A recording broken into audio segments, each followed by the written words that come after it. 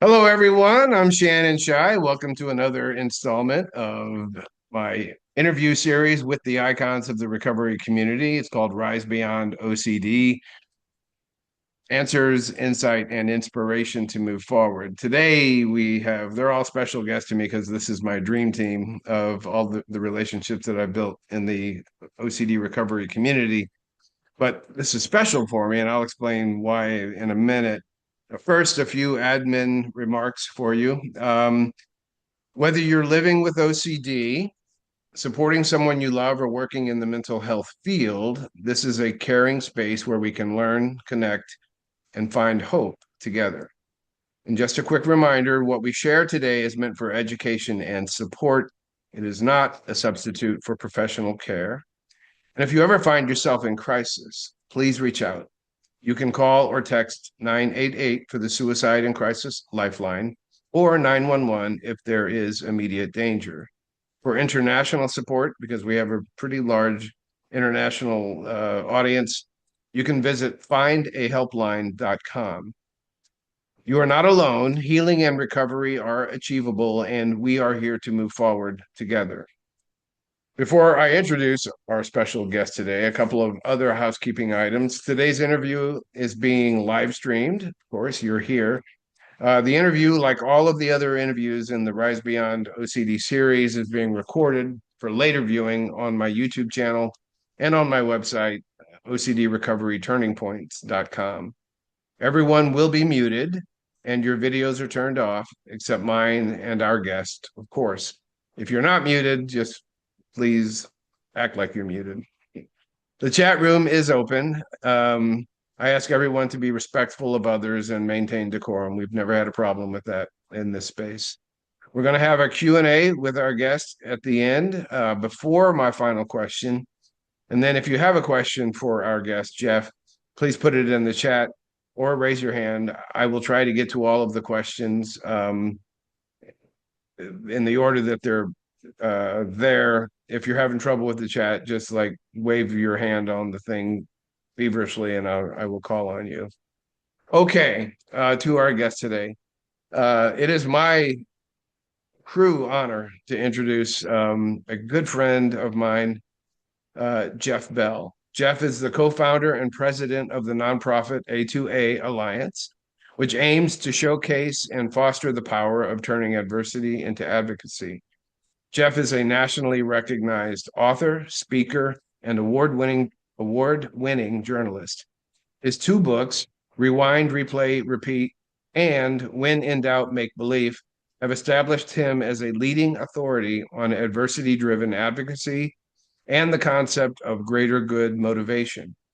Jeff served for 8 years as a board member and national spokesman for the International OCD Foundation and has lent his support to numerous wellness organizations, including Mental Health America, which honored him with its prestigious Forwards Award for moving the cause of mental health forward. A 30-year veteran of radio and television news, and you're gonna, if you don't know about Jeff or never heard him, you'll pick it up like that.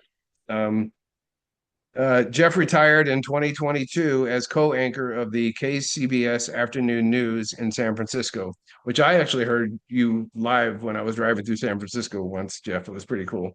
In 2023, Jeff was diagnosed with Parkinson's disease and began a new adversity to advocacy journey he never saw coming. Jeff, it is my true honor to welcome you to the program. You mean so much to me personally. In fact, I adore everyone who's part of this series, and I have a good relationship with everyone who's a part of this series. You, however, my friend, are the one who's had the most impact on my own advocacy, my involvement in the OCD community, what to do, what not to do. You were the first person who I spoke to after I wrote my first book, welcoming or asking me if I would be the keynote speaker at the 2010 annual OCD conference. And then I did that, and you were gracious when I spoke. And then I, you helped lead the charge of bringing me on to the board and were a mentor to me through all of those years that we served together. And so I know what you mean to everybody who ever comes across. You are like one of the most, if not the most, genuine, compassionate, empathetic, nicest people on the planet. And I couldn't be more grateful that you're here today. And I know for the audience, you're going to be blown away by the story Jeff has and by the words that Jeff speaks. So, Jeff, welcome. It's great to see you. Wow, that's quite an introduction, Shannon. And let me say that I take great pride in having helped discover you early on. That was so long ago, my friend. But if I have played even a small role in your evolving role in the OCD community as an advocate, then I take great pride in that because you have done so much good over the years. And this video series is fabulous. I mean, I've been poking around and watching a few of these. I watched your segment with Shala Nicely a couple of weeks ago and was reminded of two things. A, what an amazing advocate she is, and B, what a great gifted communicator and interviewer you are. You're doing a great job with this series. Well, thank you. I appreciate it. Um, So let's dive into it. I've got a number of questions, and I asked you to actually review the questions because I wanted you to have some time to think about this. Not that you would need time to think about it, but I also want to make sure that you talk about what is in your heart and the messages that you want to convey to people. The audience here, both live stream and then, of course, on the recorded side, will be people who suffer from OCD, will be family members and loved ones, and it will be therapists, particularly new therapists. I'm hoping that the all of the old therapists that you and I know that they'll be pushing people to watch this entire series because there's so much to be learned by the voices that are going to be speaking here. So first, um, I just want to acknowledge how much courage it takes to show up with your full story. Um, And for those meeting you for the first time, can you share a little bit about, on the OCD side, about how OCD first showed up in your life? Yeah, so this was a whole bunch of years ago. In fact, I was doing the math before coming on camera today, thinking about when that was that I first noticed something kind of askew. And I was about 7 years old, which means this was about 55 years ago.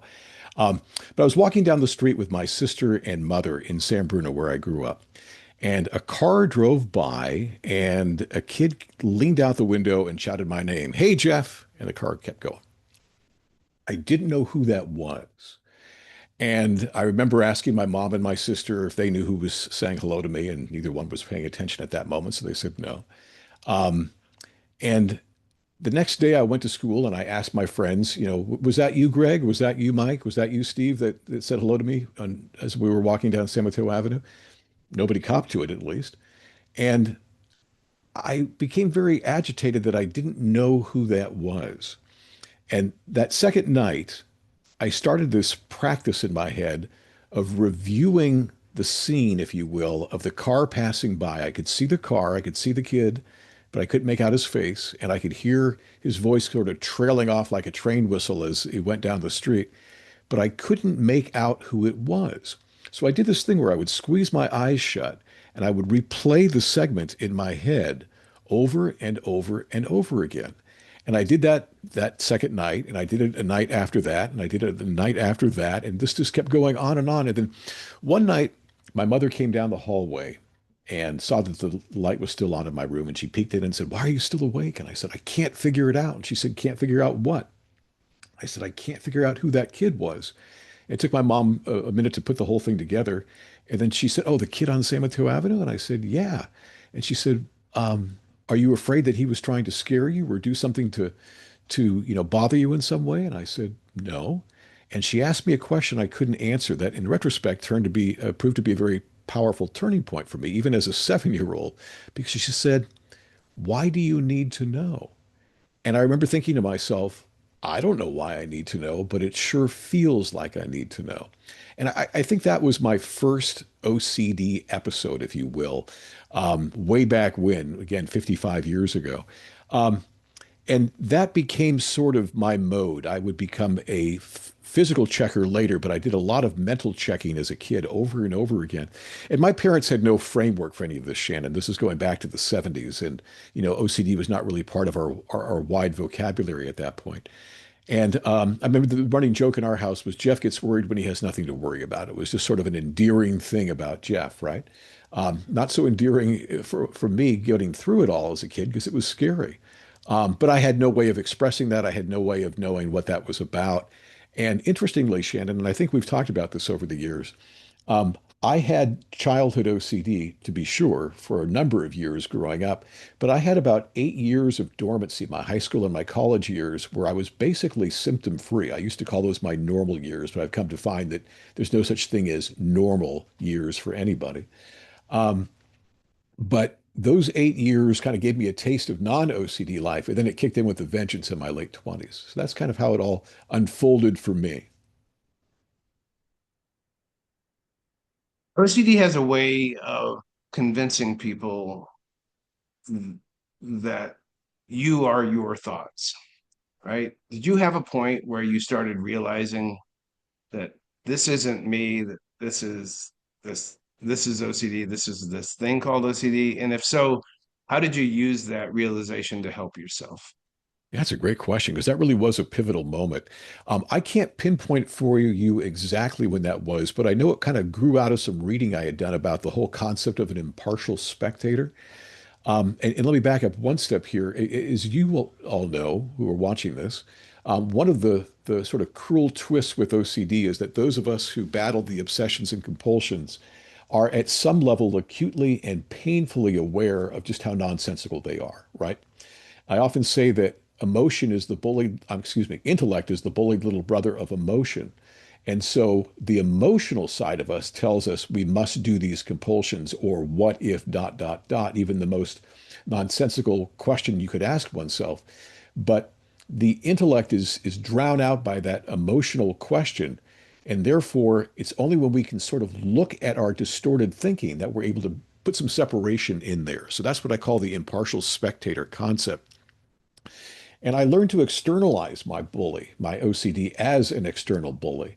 I called him the doubt bully, or sometimes when I would refer back to sort of a metaphor that I developed over the years with The Truman Show, the movie The Truman Show, with uh, Christoph being played by Ed Harris. And if you've seen the movie, this will make sense to you. But Christoph is the director of Truman's life.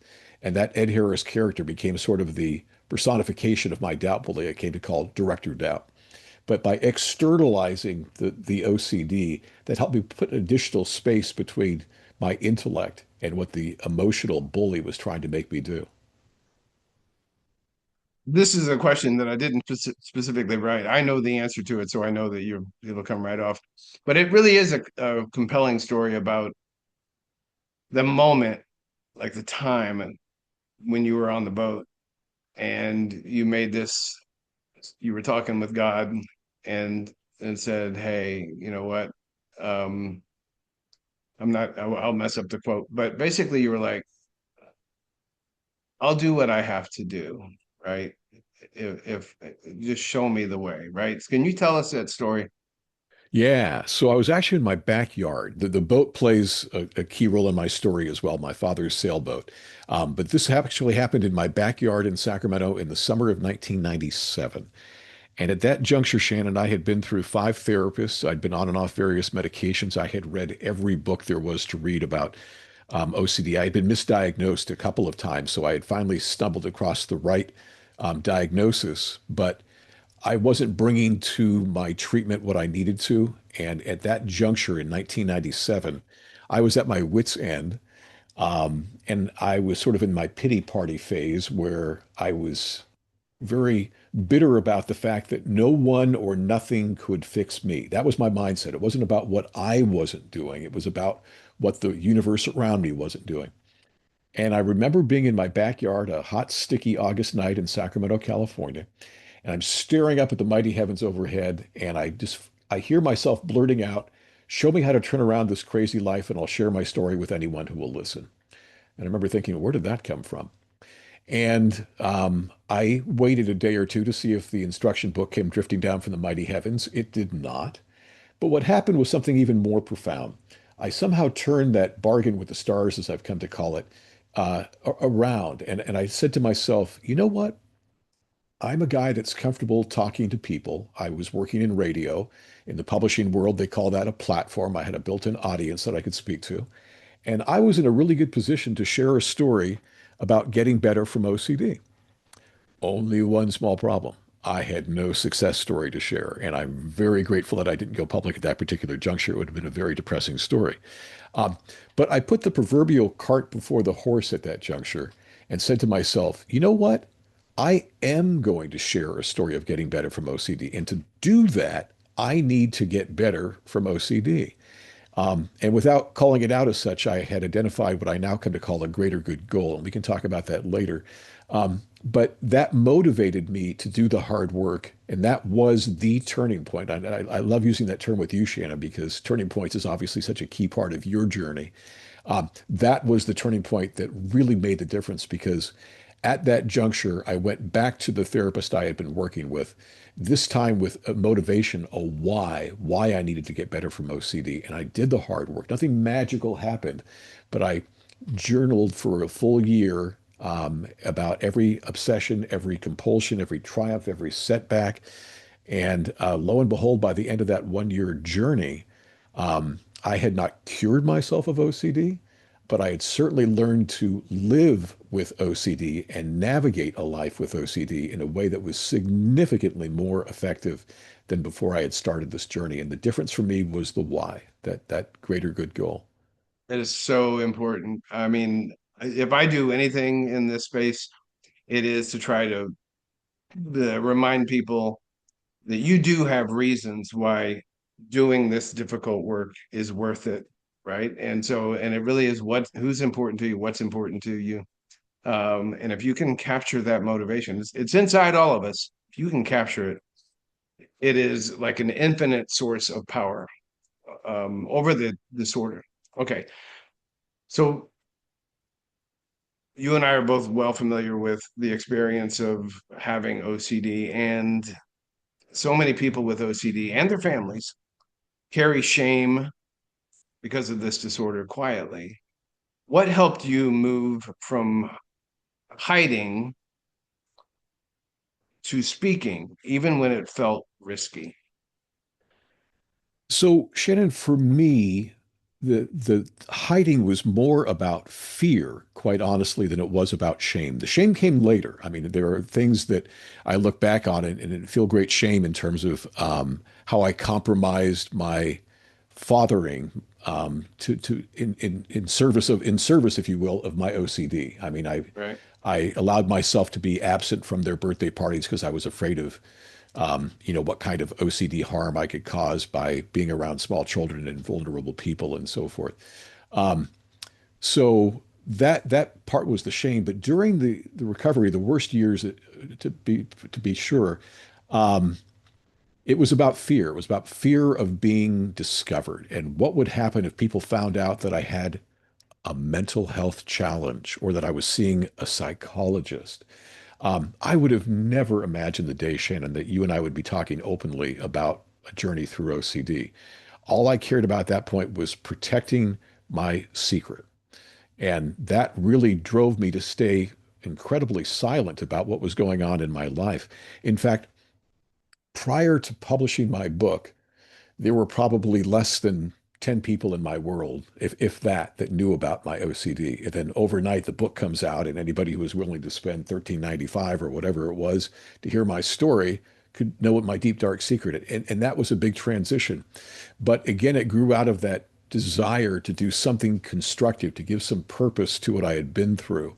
And that's what drove me to actually share my story. So, for anyone who has OCD, you know this, that they call it the doubting disorder for a reason. I mean, OCD is just like this continuous reservoir of doubt, seeds of doubt, however you want to do it. This need for immediate certainty, or we could call it an immediate need for certainty, like in any given moment, if you're in an OCD episode, how did you learn to endure uncertainty and stop Mm. chasing immediate certainty. Uncertainty, that what if questioning, right?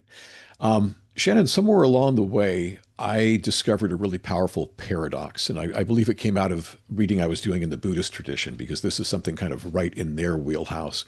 But I've come to call it the uncertainty paradox, and it's simply this: the only way to effectively navigate uncertainty is to embrace uncertainty. It's paradoxical, but it really, really is just that simple. And those of us with OCD run from uncertainty. We do such ridiculous things to try to protect ourselves from uncertainty, when in fact, what we really need to do is to embrace it. And all of this sounds sort of esoteric, and it was esoteric for me for a long time until I ran across a wonderful metaphor, not my own. Dr. Tomer Chansky wrote a wonderful book called Freeing Your Child from OCD. And in that book, she uses the metaphor of a swimming pool. Remember when we were kids, we jump in a cold pool and the water was really cold and our brains were saying, get out, get out, get out. But we're kids. So we splash around and the water warms up. Did the water really warm up? Of course not. What happened? We acclimated to it. We habituated to it, as the clinicians might call it. For everyday folks, we got used to it. And the longer we stayed in the water, the less uncomfortable it got. You can see where this is going. If we look at that pool of cold water as uncertainty, those of us with OCD think we can't tolerate that cold water. So what do? We keep getting out of the cold water. We never give ourselves a chance to get used to it. And because of that, we never habituate to it. We never acclimate to it. And instead, every time we put our toe back in the water, it's very cold. And that to me is a beautiful metaphor for the need to sort of embrace that uncertainty, to stay in the discomfort of that anxiety, that uncertainty. It's so true. I mean, and the more that you do it, easy is not the right word, but let's say the less difficult it is Yeah. to endure it. And um, I tell people all the time, it's an amazing feeling when you finally learn that you can move forward despite having this aura of uncertainty about you. You can actually move forward and function despite having uncertainty. All And right, Shannon, let's. what helped me even a little bit more on that front was seeing some of the PET scans, the brain imaging that shows that if indeed your brain is allowed to sit with anxiety, that you can see the areas of the brain that were quote unquote overheated start to calm down again. So, I mean, this is science that if you sit with the uncertainty, it will dissipate. Yeah. All right, let's switch to uh, the loved ones in our audience. For those loved ones who are watching and want to help but don't know how, what do you wish people understood about OCD that often gets missed? Let me start with a pet peeve, and this will ring very true for you, I am sure, my friend. But the pet peeve is this: OCD is not an adjective. It is not a synonym for anal retentiveness or for fastidiousness. And why is that an issue? It's become part of our vocabulary in sort of a unhelpful way. And this is part of my ongoing OCD advocacy, is just to sort of try to set the record straight. When I hear somebody say, my boyfriend is so OCD about cleaning his car, I think to myself, your boyfriend may or may not have OCD, but the mere fact that he keeps his car especially clean does not mean that he has OCD. Why is this an issue? Well, I know that you've heard from so many people over the years the very same feedback, Shannon, but it Yeah, can really minimize what people are going through with true OCD. It's not about just needing to keep your car clean. It's not about being anal retentive. So I always try to use that these days, because it's so prevalent, the use of that OCD as an adjective, as kind of a starting point for a conversation about what OCD really is.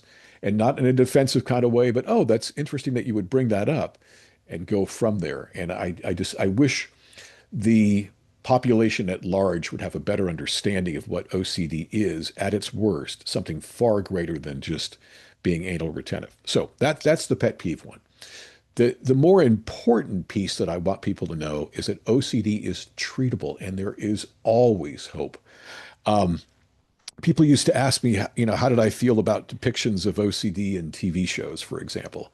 I never ever had problems with the humor around OCD. I mean, let's face it, let's be honest. some of the stuff we do is just pretty nonsensical and yeah, quite funny. I mean, that may not feel like it at the time, but I don't have a problem laughing with an audience about some of these things. But what got lost, I think, in some of those depictions of OCD was that these poor characters with the disorder never got help. And Right. there is help available. And that's the message we want to put out there and remind people over and over again. I mean, you and I have both been involved with the IOCDF, for example. What a great place to start your journey. Go to iocdf.org and start learning about the treatment options, start learning about what works and what doesn't work. And just know that this is not something you need to accept for the rest of your life. You can choose to learn how to navigate OCD in your life, and there is effective treatment for it. Absolutely. Right. And to further that point, Jeff, I mean, we know a lot of people who, and this is very common for like the greatest experts in the world to say, and without context, it can be very demoralizing. What they say is, "Hey, OCD cannot be cured," or "OCD is chronic." And if you hear that for the first time, I have personal experience with this. It was the very first thing I read about the disorder after I was diagnosed. It can't be cured. I was so demoralized. The answer to that is we don't even really need to discuss that point. What we know, it's treatable. You can function. You can get to a point, whether OCD is present or not, you can function. And you don't have to fear the disorder. Yeah. Right. No fear. It's funny, Shannon, that you mentioned that because this for me is I don't use the word cured because I don't feel cured, but the main reason I don't use it is it was a trap for me. When I tried to get myself to the point where I felt cured, it only fueled the OCD. It's sort of like that uncertainty paradox. When I right. let go of that desire to be done with OCD, it became such a small part of my life because I didn't fixate on it as well. And I think what's really key is what you just said, is that we can learn to live with this. It doesn't mean that we have to accept the level of disability that we started with OCD, and I think that's so critical. Yeah. Okay, let's start talking about more. Actually, the story you told under the stars in your backyard is the beginning of this. But you have made such an impact in the world of advocacy. I mean, I remember when you were creating A2A and this vision that you had. Uh, at some point, your pain turned outward into advocacy, and you talked about that night under the stars. But when did you notice actually that helping others was actually helping you too? Yeah, that didn't happen until after I went public. And then it was just such an incredibly affirming experience for me about the power of helping ourselves by helping others. Um, I was just scared to death about going public. And I remember thinking to myself, it was going to be like opening a door to a dark room and that monsters were going to be there to greet me. But instead, I opened that door, and the room was full of people like you, fellow advocates, who were saying, "Welcome. We've been waiting for you." And that wasn't just in the OCD sphere. That was in what I call adversity-driven advocacy writ large. People who have been through all kinds of different adversities, whether mental health challenges or physical challenges or life challenges, all of whom had discovered that a big part of their recovery journey was actually being of service to other people. And our dear friend, the late Michael Janicki, um, just I know he was a mentor to both of us, Shannon, and I miss him every day. Um, he shared with me early on in our friendship that he had long observed that people with OCD who had found a way to reach out and help others in the community always seemed to do better in recovery than those who didn't. And I thought that's really interesting. I mean, that's an empirical piece right there, or at least an anecdotal piece from somebody with great expertise there. And then I started researching and found that there is great science to empirically support this notion that we help ourselves by helping others, that purpose and service are incredibly motivating factors in one's life if you allow yourself to pursue them. And so all of this sort of led me to pursue that publication of the book. And I should share that it took 10 years to do that. So in 1997, I journaled for a year after that bargain with the stars. Spent one more year writing a really bad first draft of my book. out of the 3x5 cards I had journaled on. And then I spent another 9 years rewriting and checking and rechecking and rewriting as only somebody with OCD could do until the point that I finally published the book in 2007. And at that juncture, when I was fortunate enough to link up with the IOCDF in 2008 and started sharing my story, the more advocacy I did, Shannon, the stronger I got. And I just found that it was such a part of giving purpose to what I had been through. And it was such a motivator for me that it was really something that was, in fact, part of my why to go with the how of how to get better from OCD. And let's parlay that answer into the next question about the greater good motivation. In everyday life, can you talk to us a little bit more about what greater good motivation means? But in everyday life, what does that actually look like when OCD is loud or exhausting or just beating us down and down and down? Yeah. Can I take a few minutes to walk through the framework? Because it will take me a few minutes to do so. This is your hour, man. So Okay. Okay. Well, it's so nice to do this with a longtime friend who gets this stuff. Um, so for those of us who have OCD, and I think this will ring true for all of you watching, or if you know someone who you love or care for who has OCD, you'll have observed this as well. We tend to see the world in a very bifurcated way, right or wrong, black or white, good or bad. It's just something about the wiring of the OCD brain that tends to have us looking at two options, not three, not five, two.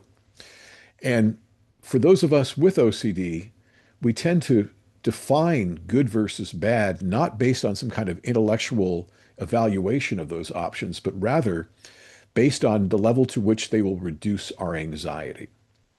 So, in the world of somebody with OCD, in a given situation where there is a trigger, there appear to be two choices, a good choice and a bad choice. And for those of you who are not watching video, I'm using air quotes here to call them good or bad in air quotes, because these are the definitions assigned by your doubt bully, assigned by your OCD.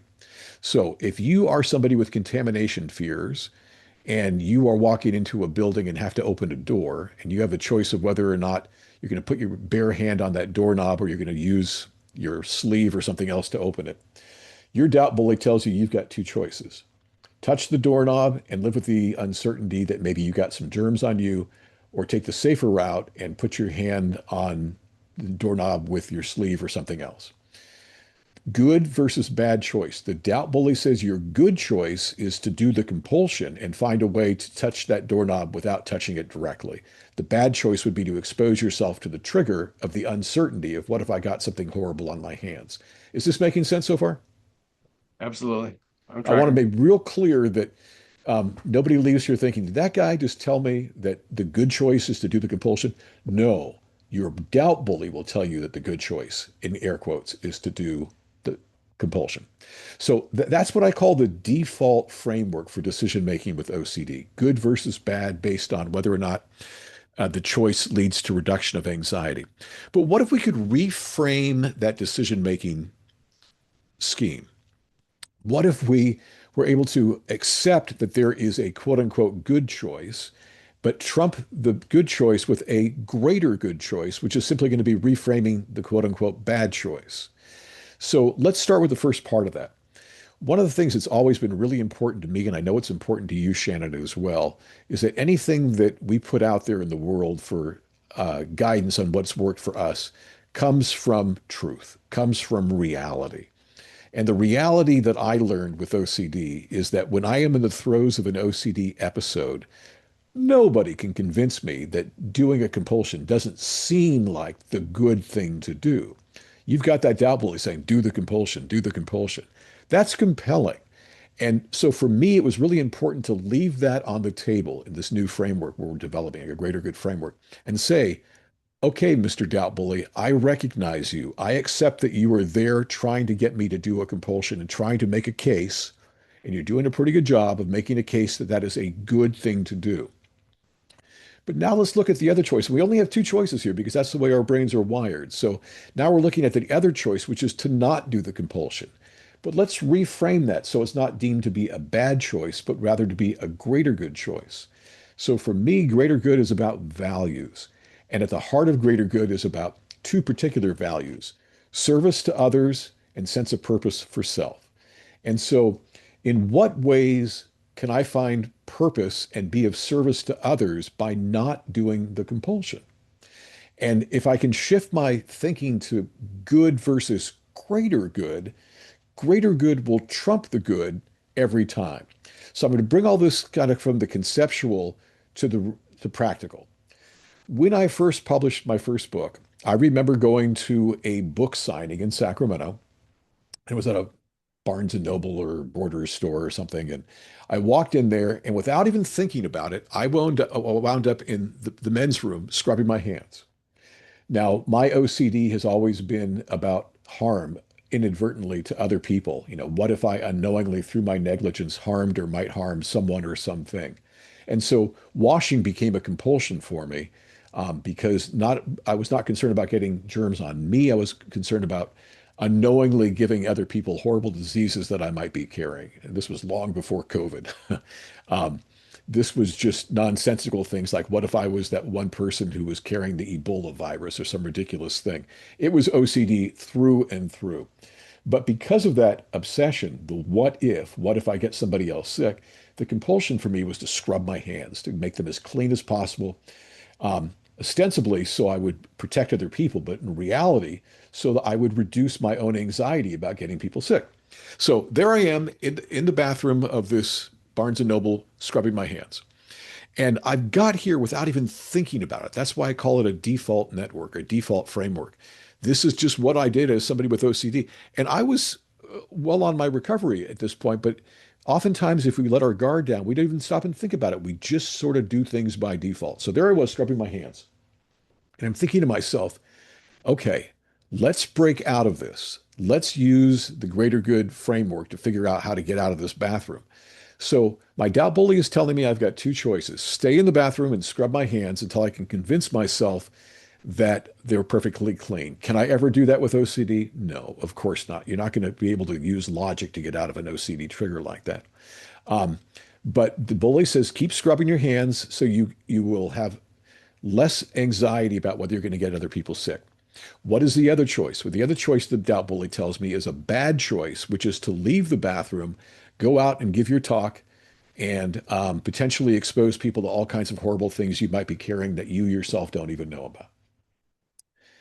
Then I hit the pause button and said, okay, well, what if I reframe that second option, the scary one, as a greater good? Well, what is the greater good in this moment? That was pretty easy. And I use this example because it was a pretty easy one to identify. There are people there who came to hear a story about a guy with OCD and maybe to learn from him something about themselves or a loved one about what this disorder is all about. If I go out there, I can be of service to them. And likewise, I'm excited about this new role in my life as an OCD advocate. What purpose that gives me in my life by being able to go out there and be an advocate for the OCD community. I can't do that if I'm stuck in this bathroom. So lo and behold, I was able to shift my decision making from good versus bad in air quotes to good in air quotes versus greater good. I got out of the hand washing in the bathroom. I went out, I gave the talk, and afterwards, Shannon, somebody came up to me and said that they had driven 90 miles because they had seen me in the Bay Area on a TV show that morning talking about OCD and really wanted to learn what this disorder was all about. And I think to my of that woman to this day, because had I not come out of that bathroom, who knows how long it would have taken her to get that diagnosis. Maybe she would have found it elsewhere in the next week. Maybe it would have taken her years to get it. But I It's a was great able to story. be purpose and service driven by getting out of that bathroom. Whereas if I had given into the doubt bully, I would not have been able to do so. That's the greater good decision making shift. That's an awesome technique. Because I tell people at any point, I call it the OCD continuum, from the first time OCD taps you on the shoulder about anything, all the way to getting sucked all the way into an OCD episode or vortex, even after the fact.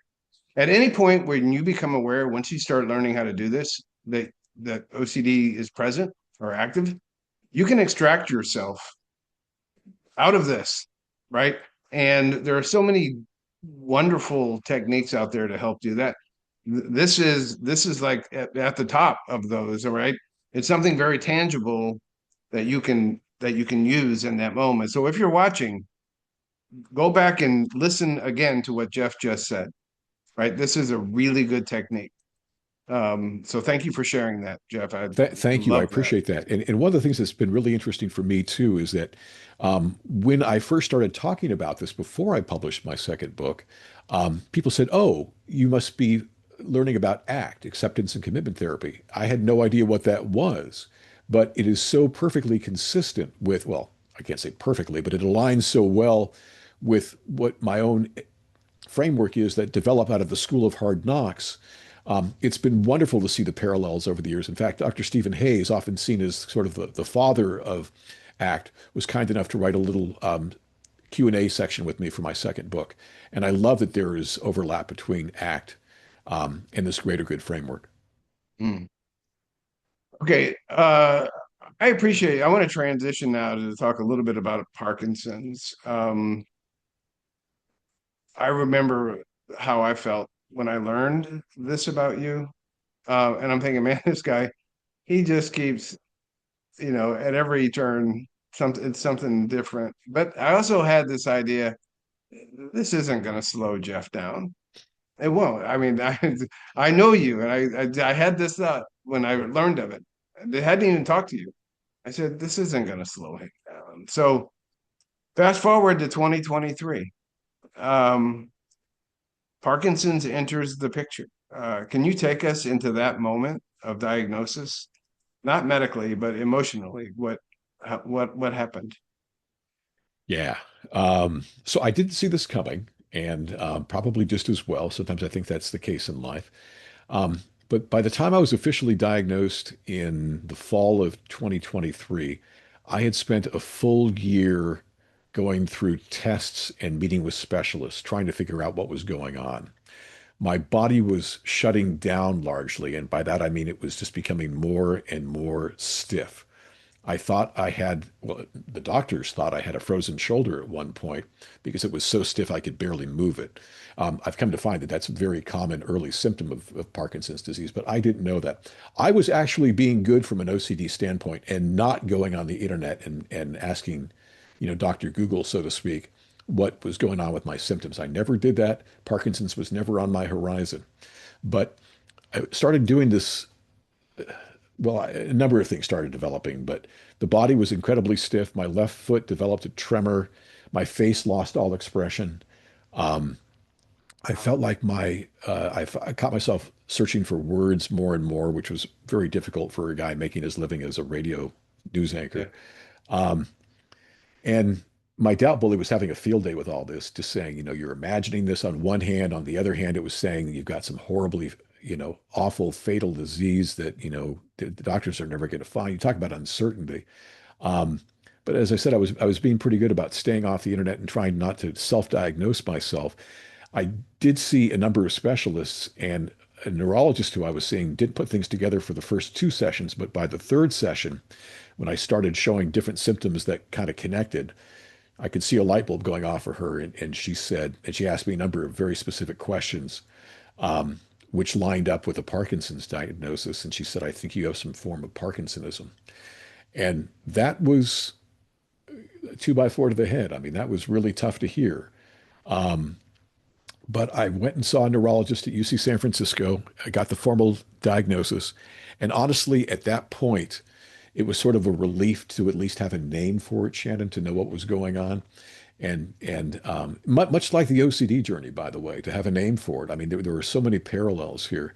But I'm working still with a wonderful movement disorders expert, a neurologist, who started me on a medication that's made a huge difference and given me back, my mobility. Um, I'm very grateful for the fact that I've responded well to Parkinson's medications, and yeah, it's just part of my journey now. Again, outside of how this affects you physically, and certainly emotionally, I know you well enough, and I know what you bring to the fight every day. That you're going to help a lot of people who suffer from this very same thing. And it's not going to slow you down whatsoever. Uh, in any way, it's not. I have that faith and that confidence. And having already lived with OCD, right? Your whole story about OCD, did Parkinson's feel like familiar territory, or was it like a completely different kind of challenge for you? Both. And it's a great question. I had never experienced physical pain in any pronounced way. My sister lives with arthritis and has for years and years. And I've seen what she's gone through with physical pain. And I've always wondered, boy, that must be so tough. You know, you and I have known mental health challenges. We know what mental pain feels like. Um, for me, I didn't really know what physical pain felt like until I started experiencing the Parkinsonisms. Um, and that was sobering and challenging for me. Um, but I quickly came to realize that there are a number of really important parallels with the two journeys, the OCD recovery and now the Parkinson's recovery, or navigating it as I move forward. Um, and that's largely about choice. I didn't choose to have OCD. I didn't choose to have Parkinson's disease, but I can in both cases respond in a willful way and tease out what's mine to decide and what's not mine to decide. And that has been really powerful for me. With OCD, the most life affirming um, metaphor about what we with OCD go through is we can't choose not to have the intrusive thoughts. You know, you can't say, I don't want to think about this, right? I mean, it's the pink elephant experiment. Tell someone not to think about a pink elephant, and what's everybody thinking about? A pink elephant. Um, I can't choose not to have the intrusive thought, but I can choose not to act on the compulsion. And that has become such a powerful metaphor for me for life in general. And so with the Parkinson's, again, I can't choose not to have this disease. For whatever reason, it's part of my path. But I can choose to take care of myself. I can choose to use this experience in a constructive way to further explore the whole premises of greater good motivation and the fact that we help ourselves by helping others and so forth. So it's really helped me to sort of tease apart what's mine to decide and what's not mine to decide. I've become a big fan of ancient Stoic philosophy, Shannon. And one of the things that, Epictetus and Marcus Aurelius taught was that, there are things we can control and there are things we can't control. And the first step in kind of sorting out the most productive things we can do with dealing with adversity is to sort out what's what. And so that's been really helpful for me as well. Absolutely. I mean, it's like a basic lesson in life, and we ignore it all the time. But it's focus on what you control, not on what you don't control. Um, and it's a much more productive, efficient use of your energy anyway, right? Just to focus on what you control. And there's great quotes about this thing called worry, right? Worry never produced or solved anything. It just prevented peace. And Yeah. so, right, go after what you control. Um, and I may skip over a few questions based on time, but if I miss anything that you wanted to talk about, go back and just raise it. For care partners and family members listening, what has helped you feel supported rather than defined by Parkinson's? Is there anything that you want to share? It might even be the same with OCD, but go ahead and elaborate. Yeah. In fact, it is the same. The answer I think is the same for both.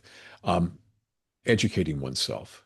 I think that when those around me who I love and who care for me make the effort to try to learn more about what I'm going through, that is more helpful to me than anything, even when they fall short.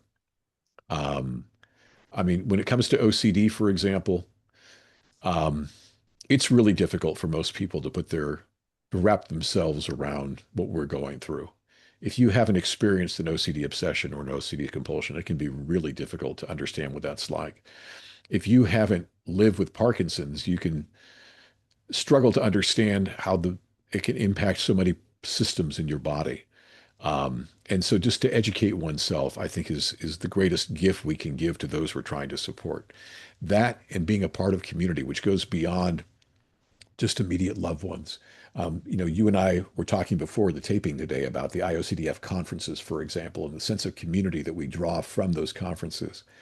Being a part of an advocacy community makes all the difference in the world. And in a lot of ways, it expands the circle of those around you immediately, your loved ones, your friends, your colleagues, to a whole community of people that can be extremely supportive and help you in amazing ways, whether that's dealing with OCD, Parkinson's, cancer, anything else out there. Um, I'm a big believer in the power of community. Yeah, and I'm sure it's this way with Parkinson's, but um, one of the things that was always most impressive for me about the IOCDF conference is that the audience was threefold, right? You had people who suffer, their family members and loved ones, and then the therapist, and each had their own little community that you could draw on. So, I mean, if you're a family member of someone who suffers from OCD, let's say, that conference is a great place to go to meet people just like you, Yeah. right? I mean, and I'm sure it's the same now in the Parkinson's world that you can reach out and find somebody going through the same thing that you're going through, and that's so powerful. Um, and speaking of advocacy, I mean, your bio kind of gives this away, but when at the end of your bio, when we talk about Parkinson's, and you're like, okay, this is another opportunity, but um, was there ever a moment when after you got your diagnosis with Parkinson's disease, where you thought, I don't know if I can do this again? The answer is no, and I have to qualify that though, Shannon, and say that that was driven by self-interest because I immediately turned to the fact that this is what got me out of the worst of OCD. This was the why, the A2A principle that we help ourselves by helping others and pursuing advocacy as a path of resilience. That's what drove my recovery with OCD. And if it worked for OCD, and I've met so many people over the years, as I have, dealing with all kinds of adversities, who also drew great support from the practice of helping others, I almost selfishly said, this is what I've got to do right now. And so I got involved very quickly with the Parkinson's Foundation. And I've been incredibly blessed to have similar opportunities with them that I've had with the IOCDF over the years. And again, perhaps out of self-interest, I dove right into that Parkinson's advocacy. And I feel it already. I mean, does it help me physically? No, it's not going to change the fact that I'm dealing with a degenerative disease, but it helps my emotional state immensely because it provides that sense of motivation that I also got during my OCD journey by finding purpose and service to be stronger than fear and doubt. Yeah, and this is the perfect segue into the next topic because I know you've poured your heart and soul into this. I remember when A2A, at least when you were starting to talk about it publicly, when it was just like this idea, this little idea out there, and you probably had it for many, many years before you spoke about it. But I remember when you started speaking about it. Let's talk about the A2A Alliance. Um, what sparked, I think you've mentioned this a lot, but you can sort of define this a little bit more. What sparked the idea to create a nonprofit centered on turning adversity into advocacy? And then talk a little bit about what the organization is and why people should be interested. And I tell everybody, if go whatever Jeff tells you to go to it. And if you have the means, support them. It's truly a brilliantly run, but also a brilliant organization and does so much good. So the floor is yours, my friend. Well, thank you for that introduction to this component of our talk. And we should let everybody know that you are one of our A2A advocates. And we'll talk a little bit more about what our advocates do. But you're a longtime advocate with the organization, and we're proud to have you part of our Thank alliance. you. Um, My honor. so, how did A2A come to be? So, I think I told you after publishing Rewind, Replay, Repeat, my memoir back in 2007, um, I landed with the IOCDF as a board member and as a spokesperson, and really got to taste what adversity-driven advocacy is all about. And it was powerful. And again, as we've shared, the more I was able to advocate, the stronger I got in my own recovery. And as I started networking with other people outside the OCD community, I realized that this really was a universal principle, that there is something more broadly true about we help ourselves by helping others than just one particular adversity challenge that I had been through. And so I became fascinated with that notion and started researching a second book that was published in 2010 called When in Doubt, Make Belief, which is sort of life lessons for anybody without OCD from those of us who have been through a journey with the so-called doubting disease. And from there, the idea started bubbling up. What if we could create a nonprofit that basically existed to promote this principle that we help ourselves by helping others, and even more, kind of facilitate that process of stepping into adversity-driven advocacy. And then working with a wonderful OCD advocate named Patty Lowry, we started putting together this nonprofit way back in, I want to say 2010, 2011. I know that we basically came into being in around 2011, so like 15, 16, 15 years ago already at this point. But the little nonprofit grew and grew from there. And basically, it does three things, or it aims to do three things. We network and support leading adversity-driven advocates, such as yourself, Shannon. And we represent a number of different adversities, but the idea is to profile people like you who have turned adversity into advocacy and use your journeys as a source of inspiration for other people to see what they might be able to do too. You've written books, you've started a podcast. Some of our advocates have started their own nonprofits. Some have gone to work for other existing organizations and have volunteered their time that way. Some have supported research, but there are all these different paths to advocacy, and we want to try to showcase what is possible when you pursue them. So that's the first part of what we do. We've built an alliance of advocates. The second thing that we do is we want to showcase the research that supports this. There's this great body of empirical research that scholars have used, or scholars are using this research to show that we help ourselves by helping others, and we want to showcase that research. And the third part, and this is really where we're focusing most of our energy these days, is providing pathways to advocacy for people who are looking to step into advocacy for the first time. And so we're helping them link up with organizations that are looking for volunteers. We're in the process of building out an e-learning hub on our website that will allow people to learn from established advocates such as yourself, Shannon, what some of the tricks are and strategies for navigating the sometimes complicated path of walking in towards advocacy. Forgive me, my medications are doing some things right now, so I'm going to start being a little more disjointed, and we'll talk about that in a moment for the Parkinson's. But that's pretty much what A2A is about.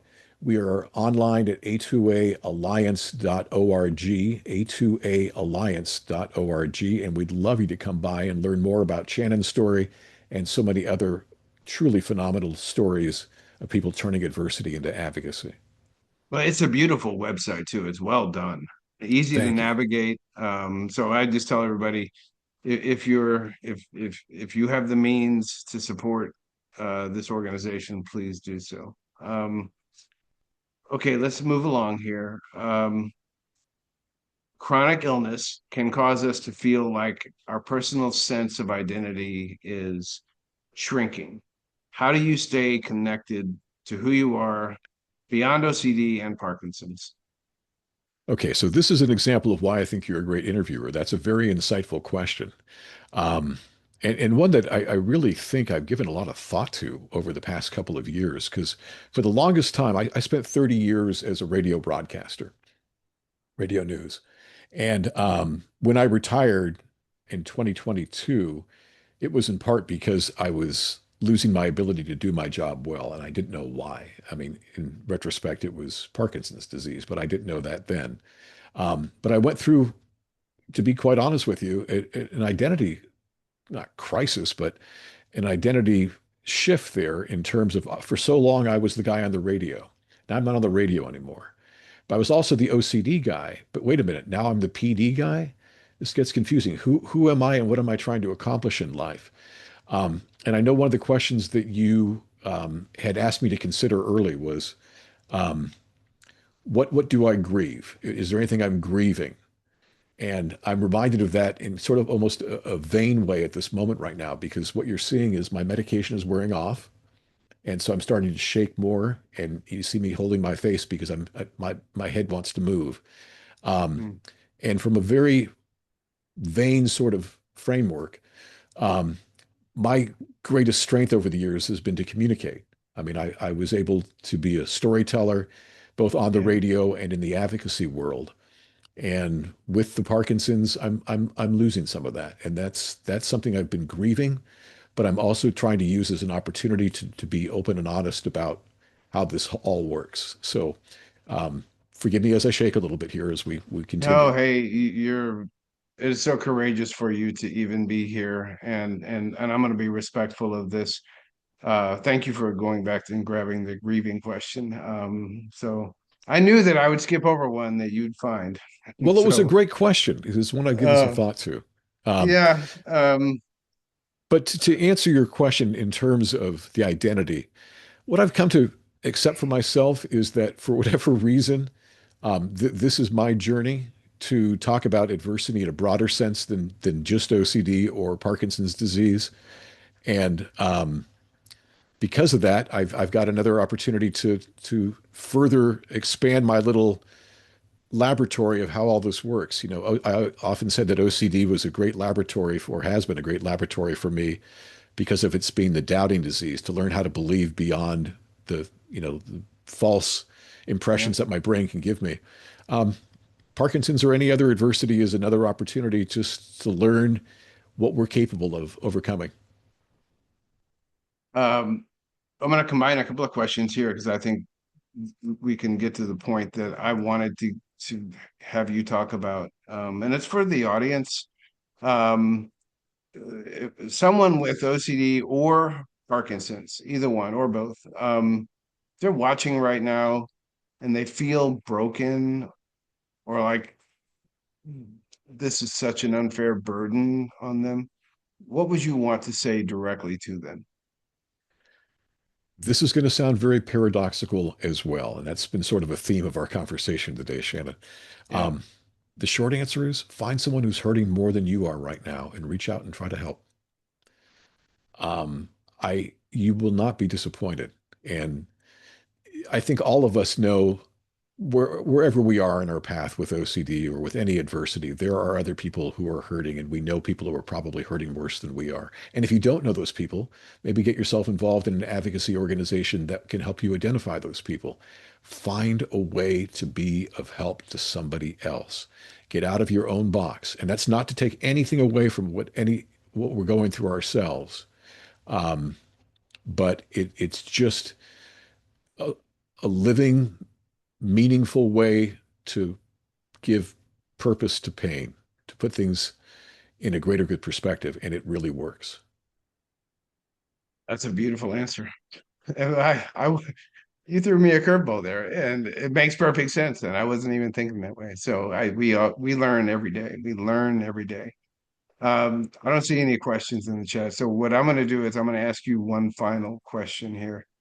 And just say to everybody, if you do, when you watch this, the recorded version, if you have a question for Jeff, go to the a2aalliance.org and if Jeff, there's a way they can contact you or There get to is. you through There there. is. Okay. They can also Um, reach me at jeffbellonline.com okay. if you want Yeah. to post that link there as well on your website or whatever you do with your Sure. videos. Yeah. I'll put a link to A2A and then I'll put that on there, jeffbellonline.com. And Jeff will become a forever friend if you reach out to him. So he's that Yeah, kind of careful. guy. Yeah, right. It's stuck with Um, me. I know, right? Well, I feel very blessed that you came into my life when you did. You've changed my life for just so many positive ways, and in turn, so many other lives. Like, right? So help me, and I'm able to help other people. So it keeps going. It just keeps going. The final question I have for you, Jeff, for everybody watching, people with OCD, their loved ones, therapists, if you could leave them with one message of encouragement, what would that be? Mm. There is always hope. There is always hope.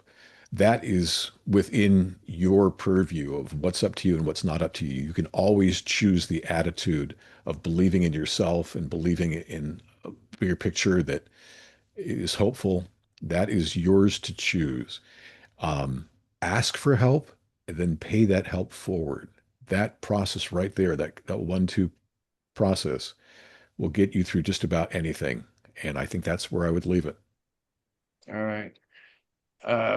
Thank you again, my friend, for taking the time on a Sunday, Super Bowl Sunday, Super Bowl Sunday. to talk with us. I know the Niners. I'm assuming that's your team. I don't Oh, know. don't go there. Don't go there. That was a difficult loss. The Super Bowl is going to be played at our home stadium, and we're not going to be Oh, there. And it was an ugly way to end the season. But next I year, know. Next year, always. Well, you're talking to a Commanders fan, so I have to keep oh, saying that now forever. Um, you are a shining star in the world, and I'm so blessed and grateful to know you, to call you a friend. Thank you for everything you do for everybody. Thank you for everything you've ever done for me. My life is a lot brighter because you're in it, and I really appreciate it. So, thank you, thank Shannon. you, Jeff. Thank you, and keep doing what you're doing. You're making a huge difference in this world. You personify what we're talking about today in terms of pursuing greater good. I appreciate that. All right, everybody, we're going to sign out here, and I hope you have a wonderful Sunday, or whatever day you watch this. I hope that's the best day of your life. So keep on going. All right, bye, Jeff. We'll see you later. Bye, Shannon. Bye bye.